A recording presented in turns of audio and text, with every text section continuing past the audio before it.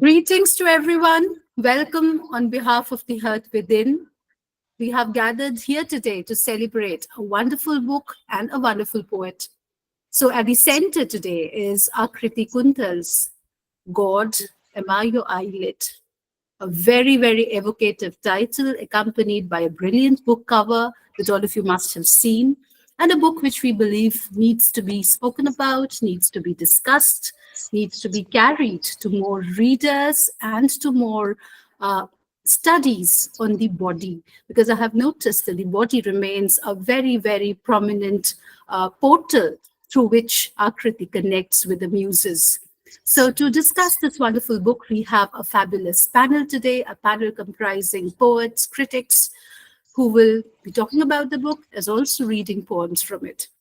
And of course, we have the poet herself to talk about the making of the poems. My co-host and my guide for the Hearth Within, Professor Jaideep Sarangi, is not here to deliver the welcome address. But on behalf of him, I welcome you. I welcome you to talk about Akriti's book, as also to point to wider ideas that connect contemporary poetry to cultures of the body. So, to begin the session, I would invite Jay Bonner to offer his opinions on the book. And over to you, Jay.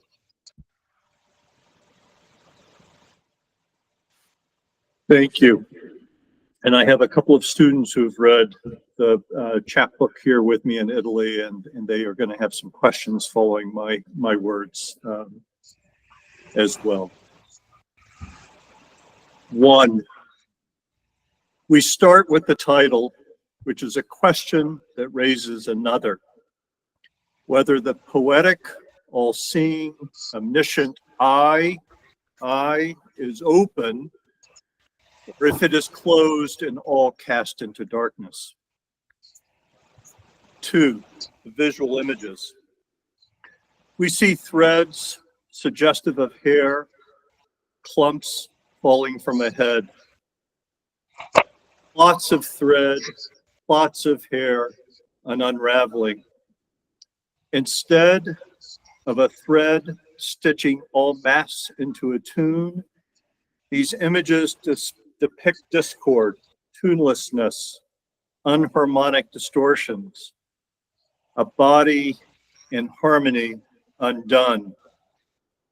Even the red that appears in the earlier images has bled out, leaving a desiccated clump of darks, black and gray, a blot, a void, a closed eyelid, loss, obliteration.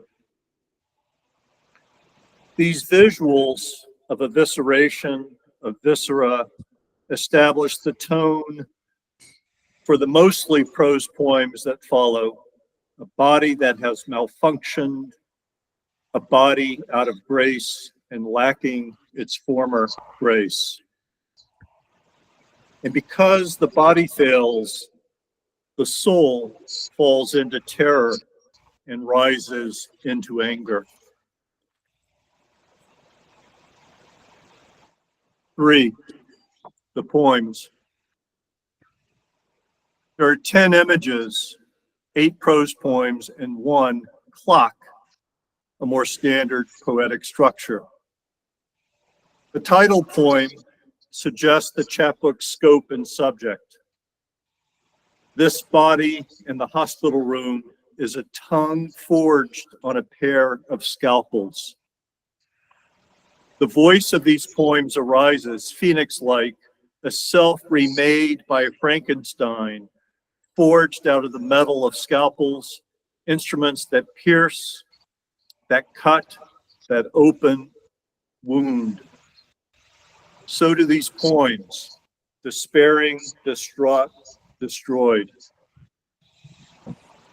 How remake or reforge the self when the body, that body we take for granted and treat too frequently, so casually, when that body falters, stumbles, falls, fails us, becomes, as in the poem, half imaginary. To move from open, lived life to the confines of a hospital bed, the hospital routines and needs, its pile of pills, driving one's daily and nightly schedule. To live in a hospital room in bed and to dream of that life outside, now a neglected occasion. Life, moisture, blood, bone, mouth, flesh, faltering flesh. So many treasures, nonetheless, emerge. This image, my long body is a cathedral. Its decomposition is holy. And later, in the same poem, the one eye blinks, salt rushes in to save the paper. This work preserves the experience of pain of a body in crisis and the solitude of spirit when we dare to disbelieve. And I'm going to turn it over. I have two students who have a question each for you. Yes, of course. Yes, please, please. That was wonderful. Jay, and would students like to ask their questions at this point of time, or do we postpone it? Would you like to ask your questions? It doesn't matter. It's whatever you have for the format.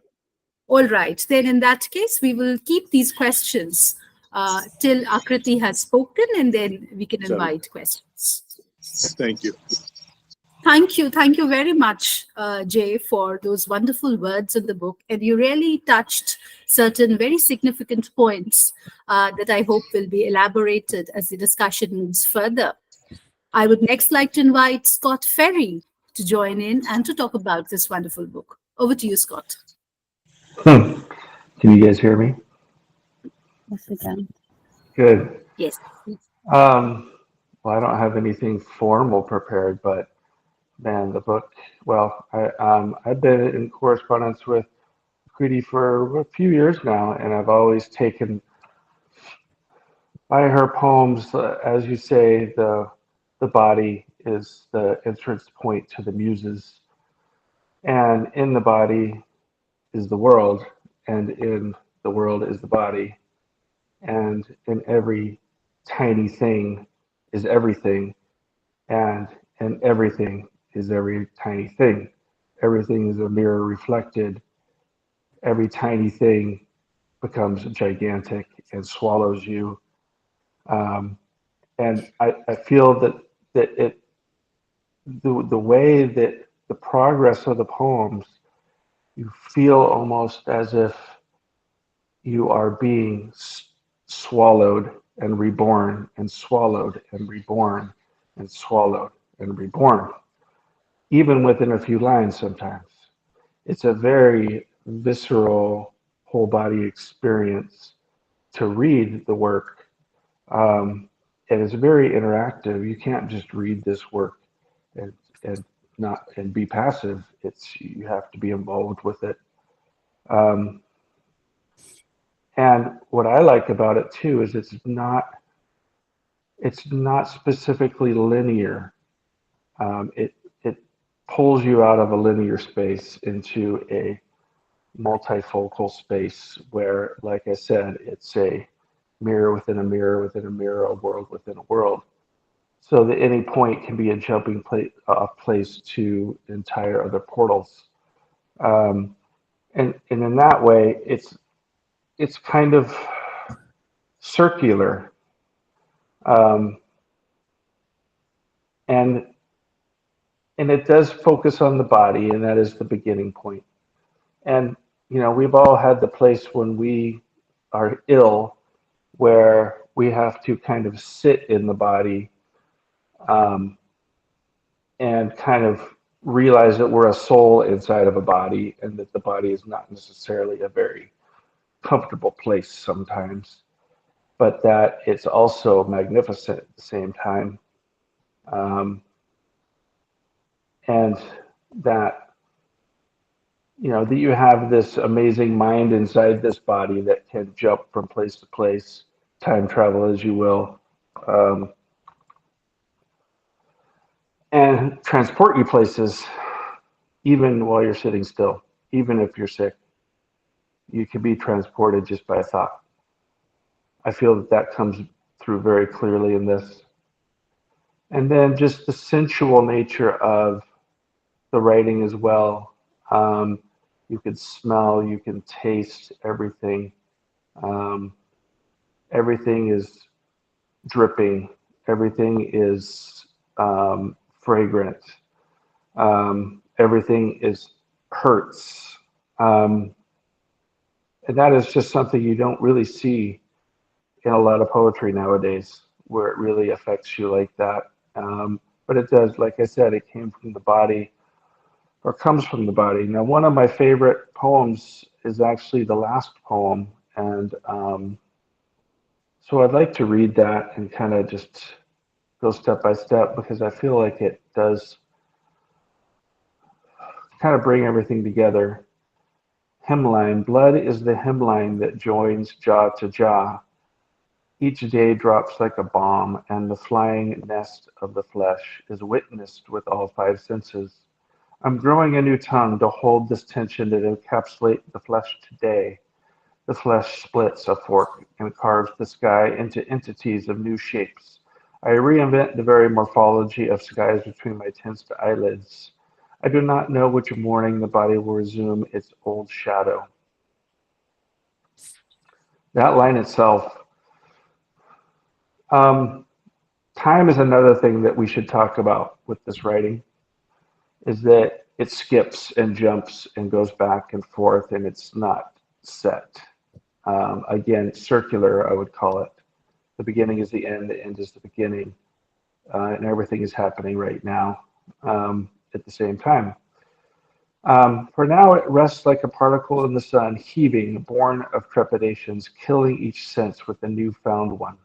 I imagine touching the naked bone of all items.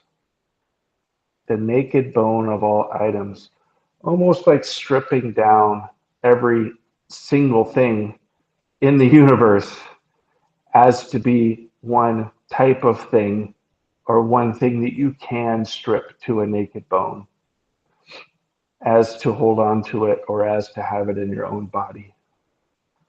There's just so much here. I could talk for hours, but I won't.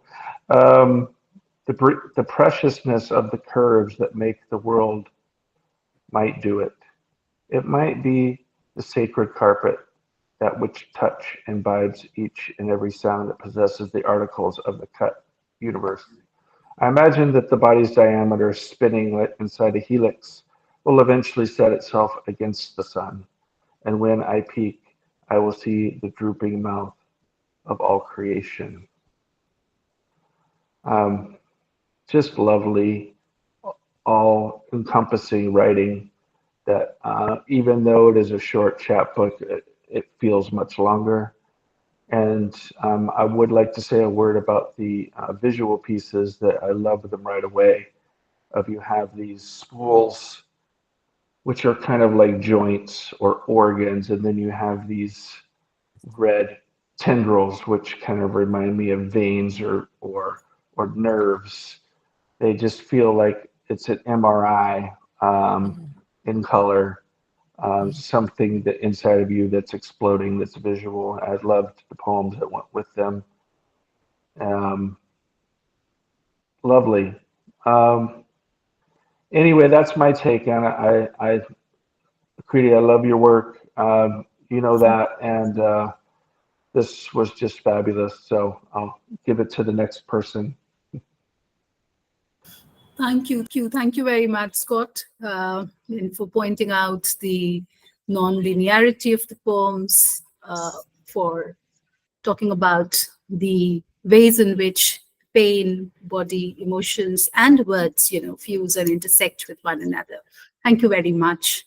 And from Scott, we move over to Shabnam Mirchandani, who has already spoken a lot about the book in a wonderful review of it. And we look forward to more of her ideas. Shabnam, it's over to you. Thank you so much. Am I audible? Yes. You are. Well, I'm deeply honored to be here. Much gratitude to dear Basudhara for hosting us today for a very special event. And I'm still basking in the aftermath of that very eloquent commentary by Jay and Scott, richly profound insights that are seeping in. So thank you for that. As Basudhara said, I had recently reviewed this remarkable debut collection for Outlook India, and I would encourage listeners in the audience to access the review if they're inclined. In it, I had detailed my thought process as I encountered the spectacular blend of text and image in a way that left me feeling as if soul fragments had come together in a sparkling coherence. And the stunning beauty of it, despite the fraught subject matter, which was basically an agitated negotiation with uncertainty,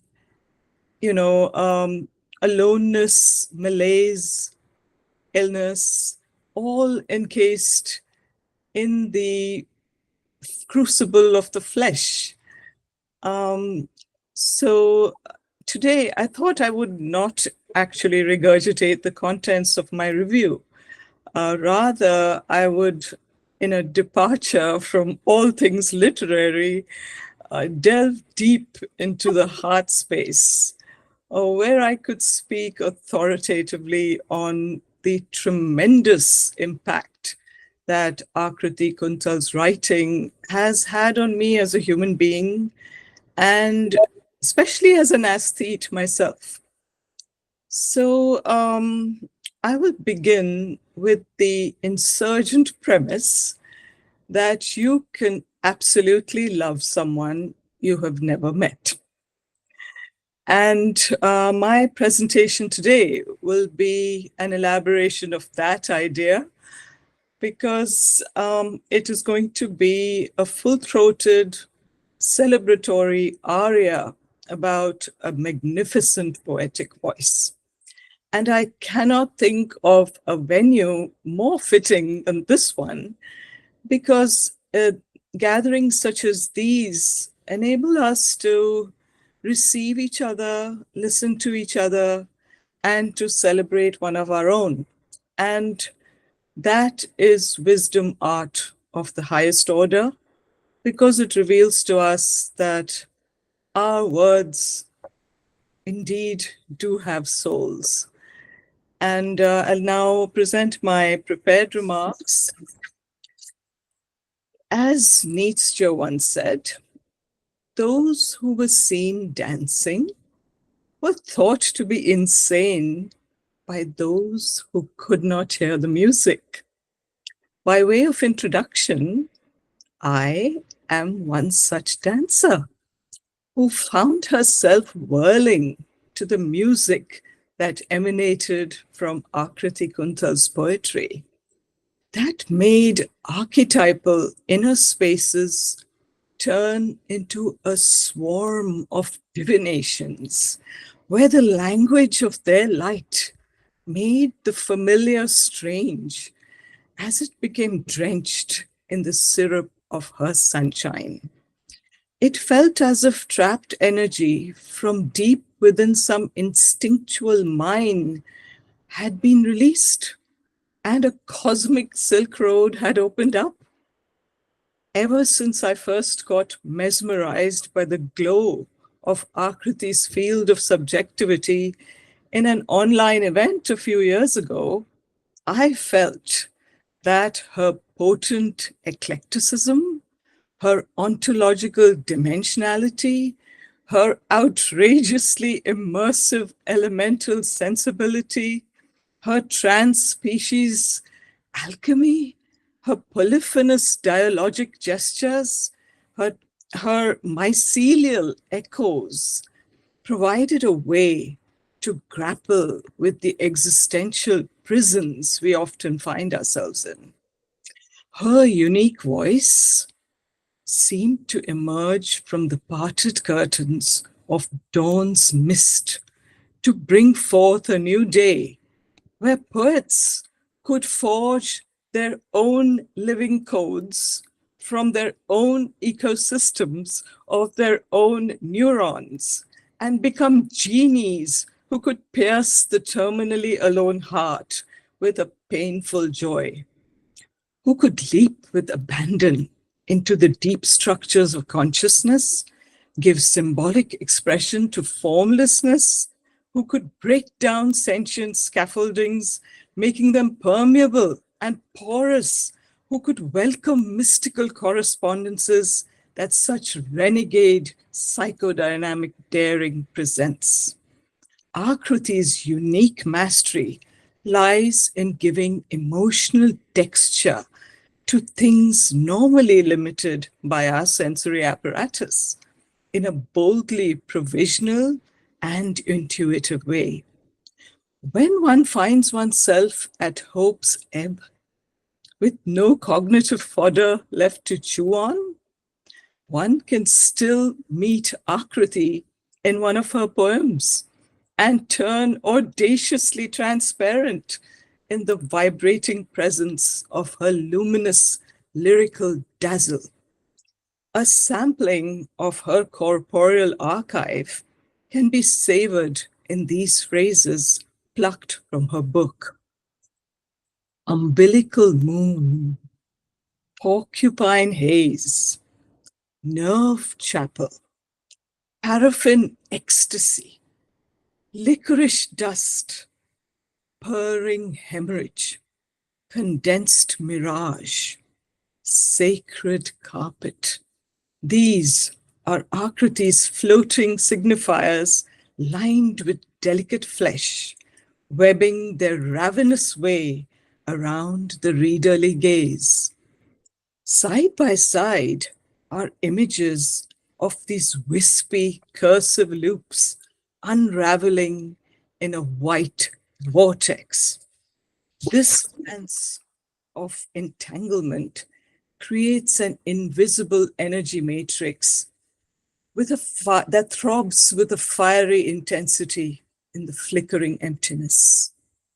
In a world rife with monomania and corporatization, where value is conferred only by those in authority, only if you conform to their worldview, Aakriti's social poetics provides a spiritual compass, a primal agency, a radically tender synergy, a deepened saturation in existence, and the proverbial middle finger to those savage bandits of punitive entrapment in rigid paradigms.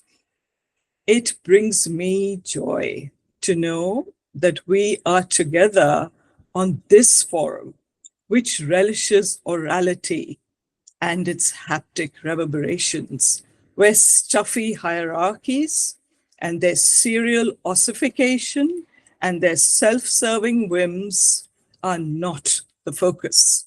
Rather, creatures like myself can run amok in the wildflower meadow of language making and spin a golden thread of connection from the vibrant power of Aakriti's luminous singularity. It reinforces my personal creative mandate to learn anew that love itself is language, is knowledge, is language as well as knowledge. I have journeyed with Aakriti through conversations, both vocal and silent, and I marvel at her ability to cross that ontological divide between sickness and wellness, building a bridge through her words. Those who get to inhabit her orbit begin to see anomaly as opportunity, as a hunger to live creatively, to craft an exquisite script from finitude with all its cruel, jagged edges, and to participate in the intrepid adventure of hope. Her metacognitive gaze shows us that truth is not static. It is, in fact, a brightening clarity that blazes when an impersonal universe decides to get personal by sending its oracles of burning fever, its ruptures of linear time, its stormy sign language, and a pain so intense it acquires a kind of incandescence. Aakriti is a quantum polymath who writes a transpersonal form of poetry where goosebumps are a language, words are a wandering forest of living symbols, where the land speaks, where lucid dreams are conversations, where walls melt, where the act of writing makes one's hands more beautiful. Thank you.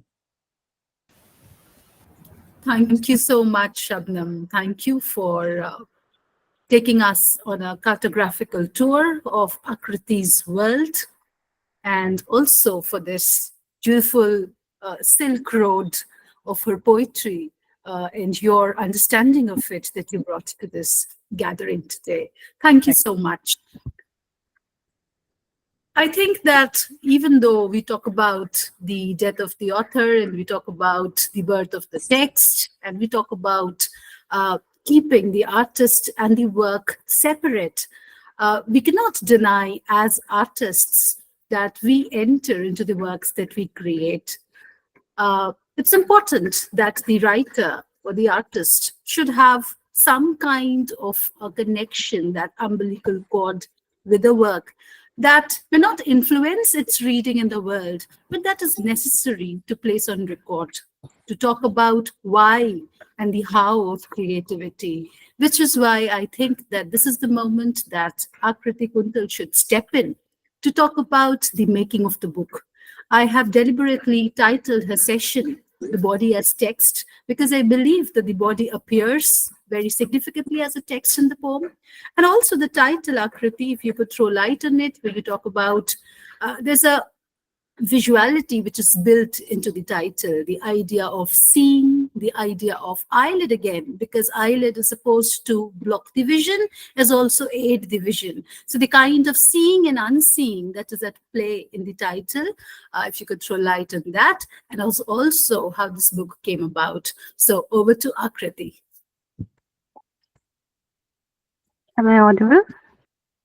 Yes, you are audible. Firstly, Basudhara, thank you so much for organizing this and having me over. Also, Scott, Jay, and Shabnam, I cannot thank you enough for taking the time, the energy, and all the efforts that you've put in. I am so humbled and so grateful. So I start with the title, God Am I Your Eyelid. I think it is the title. It's also the title of my poem, which is the first poem in the book.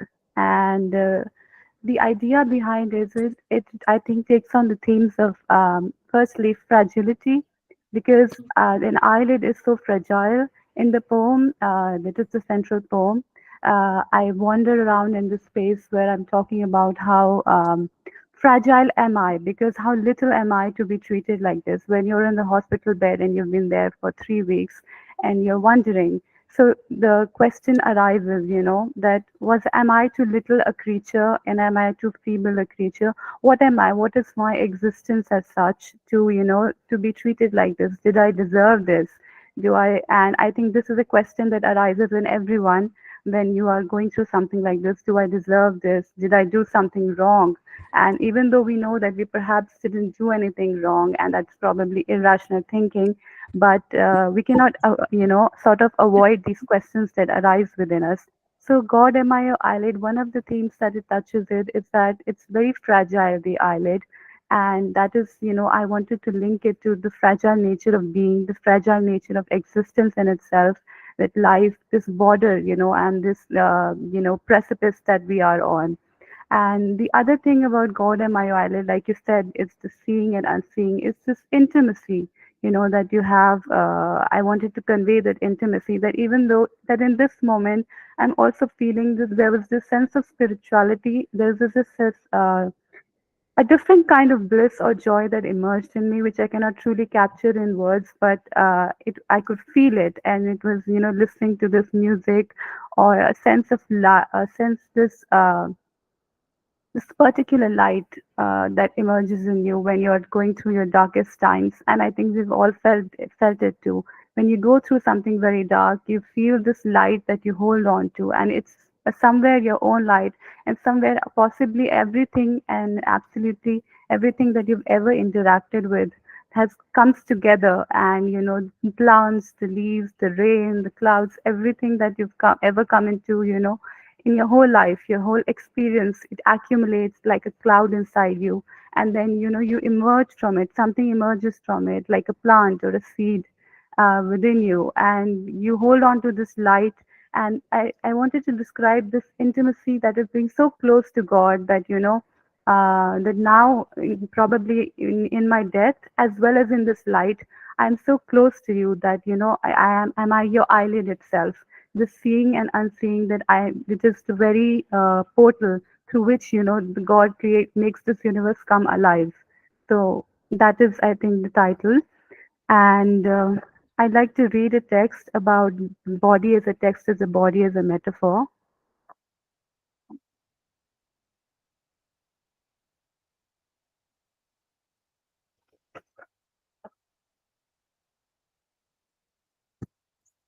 Is the body a passive element, an object that merely reacts to stimuli? Or is the body alive, a keen worm that also veils the direction in which a human behaves? Is the self separate from the body? The eye tends to grow its monstrous head and towers above us all in its capitalized wing.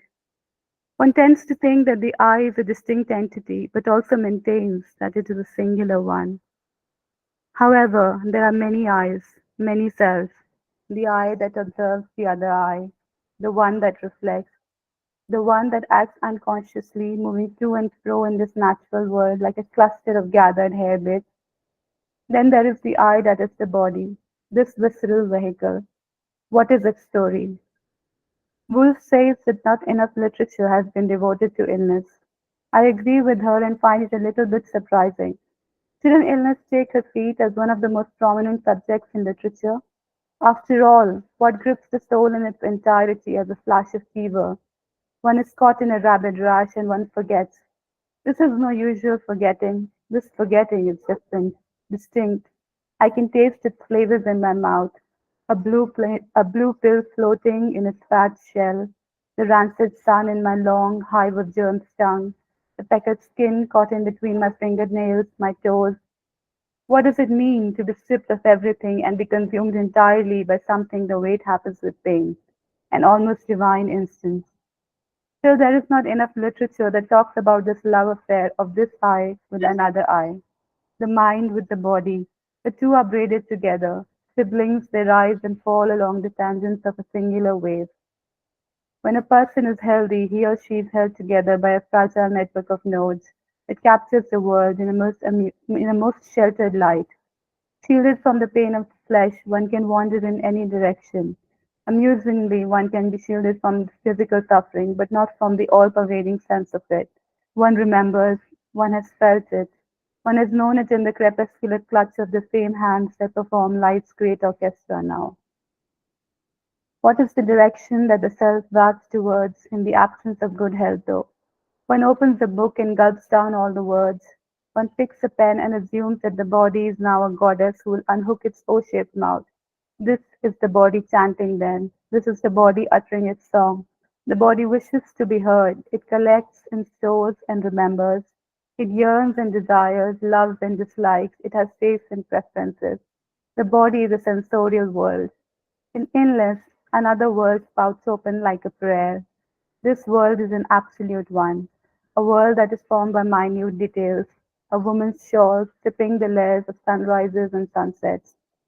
Joy is found and love is found, no, hunted down by an ailing body. An ailing body is a wailing newborn. It's filled with desperation. It wants more love. It wants every bit of that normalcy it may have once possessed. An ailing body is also like a possessed human. Driven by sadness and rage, it rests against the temple of the day, panting, a single drop of dew seeking the unencumbered music of the leaf and the sap inside it. This is what the red swirling lights of the round eyes of an ailing body tell. They speak of the endless agony and the endless nights. However, they also notice every movement of each particle around them. In the stasis of pure attention, the sunlight is transformed into a holy ointment. The journey of healing is a new chapter. This is what the book discusses. The body, contacted by a holy seizure, washes everything anew in its mind, discusses with itself the realm of possibilities, holds the entire world in a mirror and makes of it a shrine. It spends hours listening to bark and imagines the night as a comrade, a friend fleeing from corner to corner. The sweet fragrance of night fills the lungs as if mogra flowers had begun to grow like shells around the very earlobes and begin to heal the body. It is a small miracle at work, a plethora of tiny miracles, tiny wicks cascaded into a row. Thank you, Akriti. That was beautiful. The ideas that you brought together. And I think this is an appropriate time for Jay's students to put forward their questions to Akriti. So I would like to invite Jay's students to ask their questions. Yes. I just wanted to ask, what inspired you to put images within the body of text? Hi, sorry, He's could you repeat asking it? what inspired you to insert images into the text. Okay. I think the images came simultaneously. I wanted a project that could hold together, so both the visual elements and the poetry. The inspiration behind it was like making a project that would, usually we have only poetry books and are reserved only for poetry, and very few experimentations are allowed where we have the chance to, showcase art as well as poems together. And I think both of them together can create a different kind of impact on an individual. We have already seen what poems do separately or what art does separately, but the cohesion or a cohesive whole of the two could probably create a different kind of a new symphony altogether. So I wanted to create this project and where I could see if text and image would go together, and that was the idea behind it. Thank you. Thank you. Yes. Is there anybody else who would like to ask a question? If not, we move over to the next segment of this wonderful gathering, and that is the reading of poems. I would like to invite Amit Shankar Saha to talk about the book and to read poems from it. Over to you, Amit.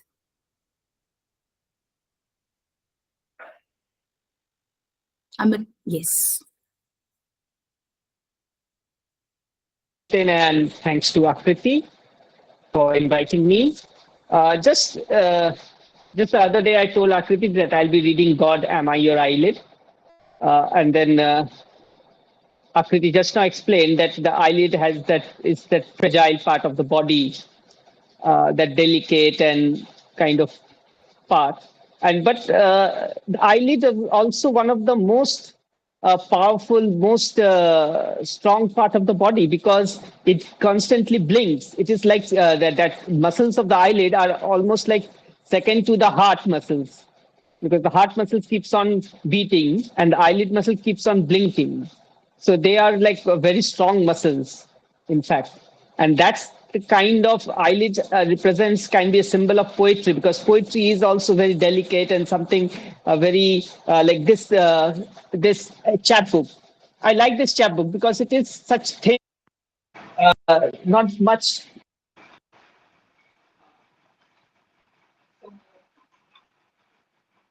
I felt with this collection that it Amit, if you really could move a little closer, your voice, yes, this would be better, I suppose. Better. am I audible? Yes.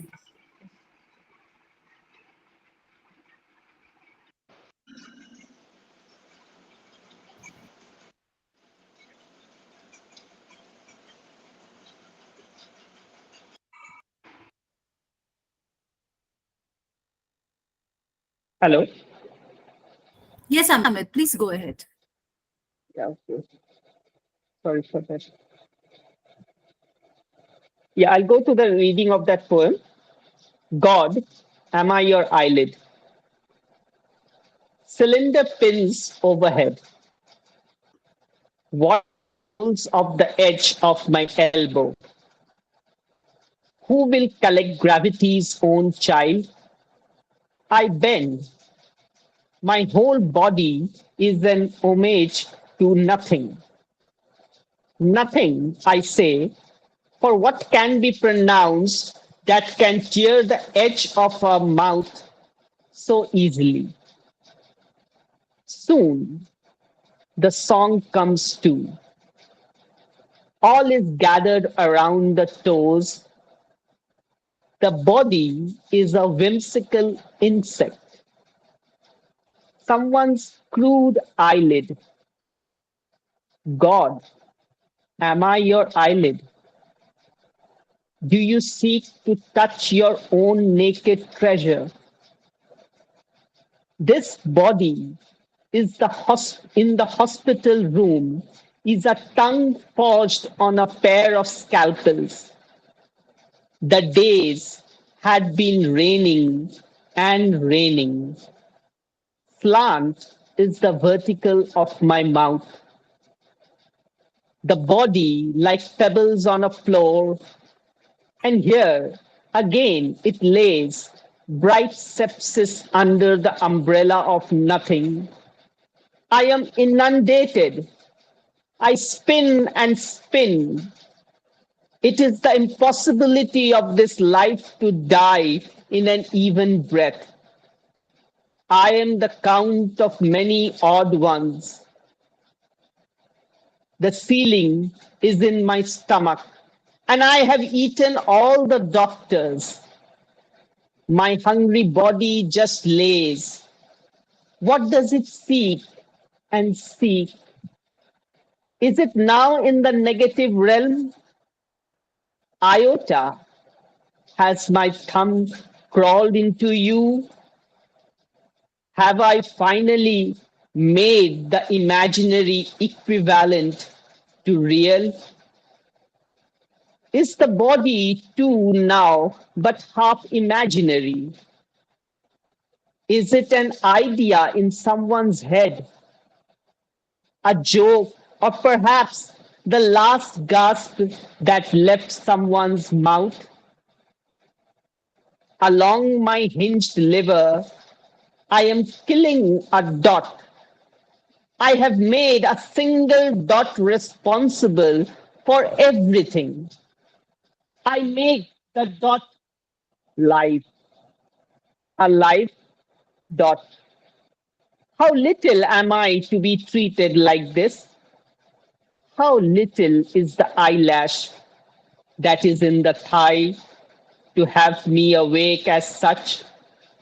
And yet I wake. I wake and wake. Gravity's little old well where everything sings and only one chant reverberates. Thank you. Thank you so much, Amit, for a very evocative reading. And we next move over to Sophia. Sophia, welcome. And over to you for your comments on the book and your reading of the poems. Unmute. Sophia, you have to unmute. Hi, everyone. Greetings from California. Thank you for including me in this wonderful book launch. I've been following Aakriti's poetry ever since I became aware of it. And this book, it's striking, like all of her poems. She has an unmistakable voice. It's full of unexpected surprises, the juxtaposition of sentences. You know, this is an original. Absolutely, you can never mistake the voice. It's really truly beautiful in its density of images, and I always enjoy reading your poetry, Akriti, and it's wonderful to see you here, and I'm so happy to be part of this book launch. So without further ado, is there time for me to read both poems? Because I can just read one if we're short of time. We're not short of time, basically. Okay, all right. So I'm going to read two poems. The first one is called Clock. Brine, soup of muscles, some garland ropes the wall of eternity. I am hung at its clock. Bluebells occur as limbs. My mouth is a small blessing.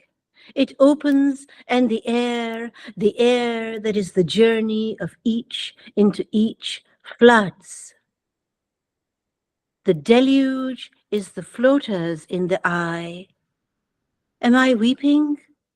Is weeping true only when there is no reason? Only sadness, a clause that sticks by itself. My long body is a cathedral. Its decomposition is holy. Men and women meet me in this tiny yard. Their eyes are buttons, their ears are buttons, they are shirts. Loose shirts swim beside me. I am foreign to and most intimate with this knowledge. The knee is bending for the scalpel. The body is growing moist and moist. The climber eats me, and I am struck by its holy shape.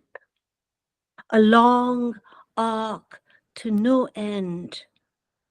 The one eye blinks, blinks. Salt rushes in to save the paper. I pronounce myself holy in this ordeal of near death.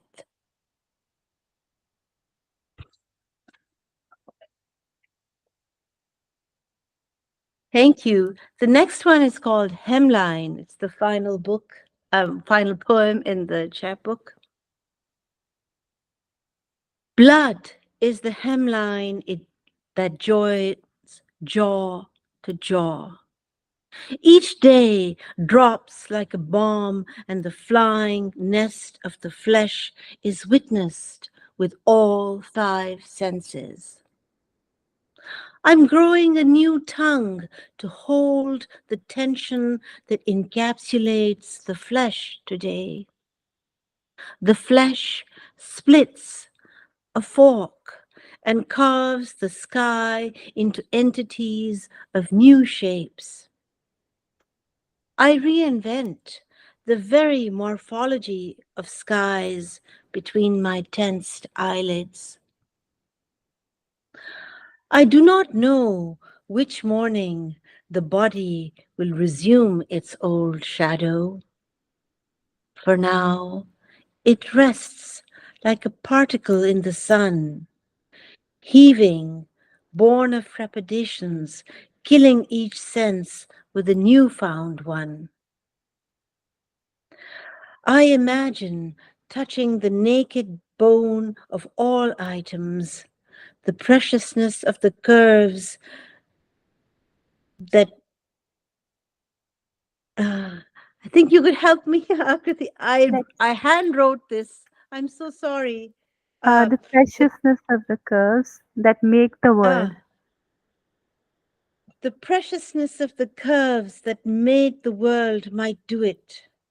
It might be the sacred carpet that with touch imbibes each and every sound that possesses the article of this cut universe.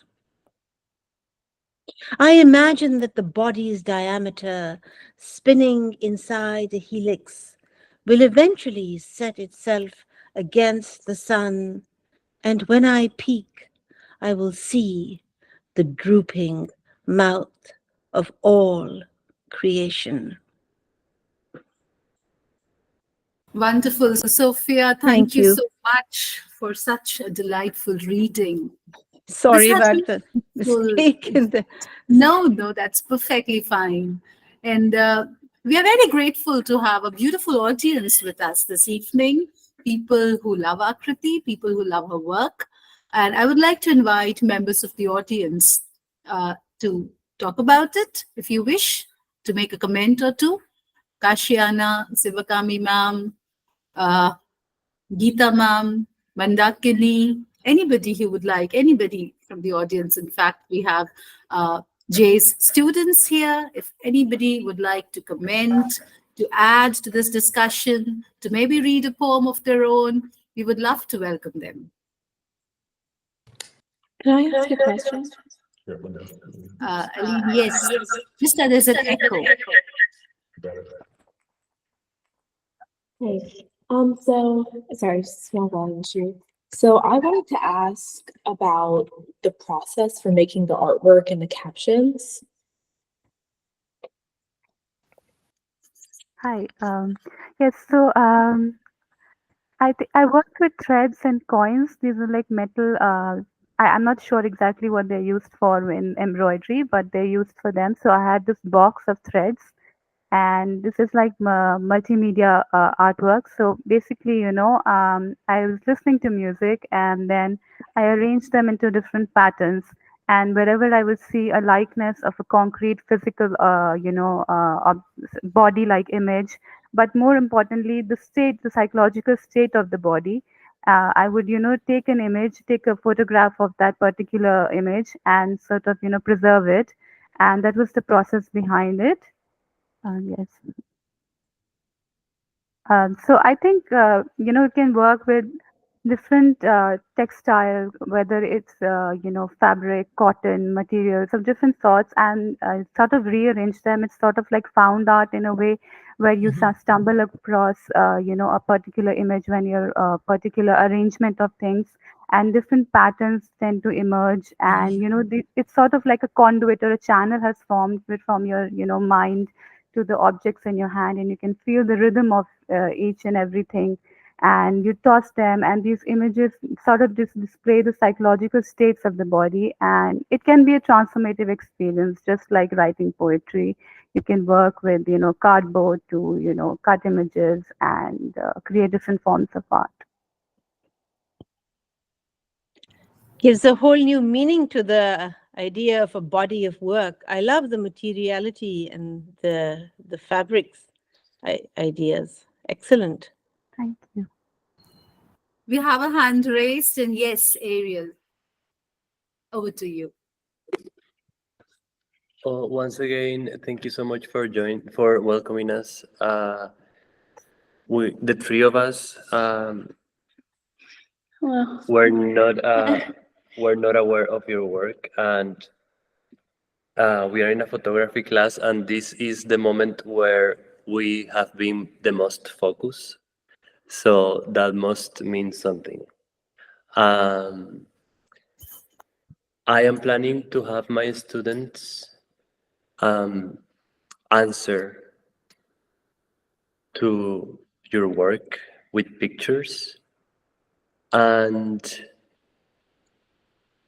I was wondering because they are gonna develop a conversation. The pictures are a representation of the poems or are adding more meaning to the poems? That's my question. Yes. So the pictures are, I think the pictures in this book come before the poems, and the poems have been written as sort of like expresses, to the pictures themselves.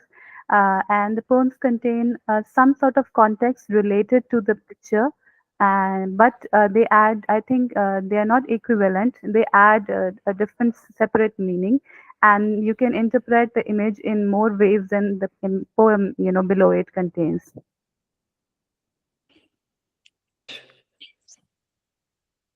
Thank you. I'm so delighted that you joined us from a photography class, and we are very happy. Yes? Would more of you like to ask questions? All right. Anybody else in the audience who would like to comment? Kashiana, would you like to say something? Kashiana, Geeta, Mandakini, Sivakami ma'am. If not, we come to the end of what has been a thoroughly delightful session. And Aakriti, as this book travels around the world and speaks for you, speaks for your wonderful work, I hope that it inspires more people to convert their pain into something which is therapeutic for everyone. The way you have transmuted pain and the way you have theorized it in your work, the way it has opened doors for many people to a more acute perception and to a more, I would believe, a more visceral relationship with the body. I think that this is something which is also very healing to the spirit. So Shabnam has spoken to us about the Silk Road that connected you with her, and I hope the Silk Road opens up for every reader of God, Am I Your Eyelid? Thank you very much, everyone, for being with us this evening, this afternoon, this morning, since all of you are joining from different time zones. Thank you very much for celebrating Aakriti with us. Yes, Aakriti. I think Mandakini wants to say something. Yes, Mandakini. Over to you, Mandakini. Would love to hear from you.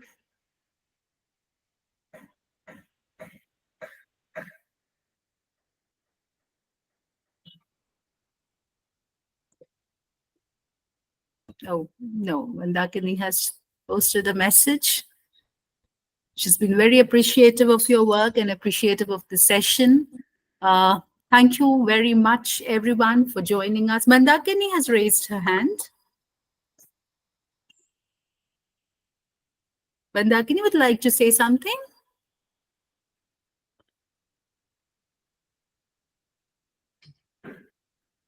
Maybe that could just be a glitch. Yeah.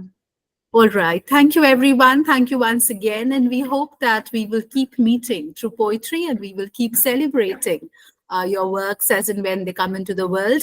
This is also a wonderful moment to congratulate Amit. Since Amit is here, congratulate Amit for his upcoming 4th collection of poems.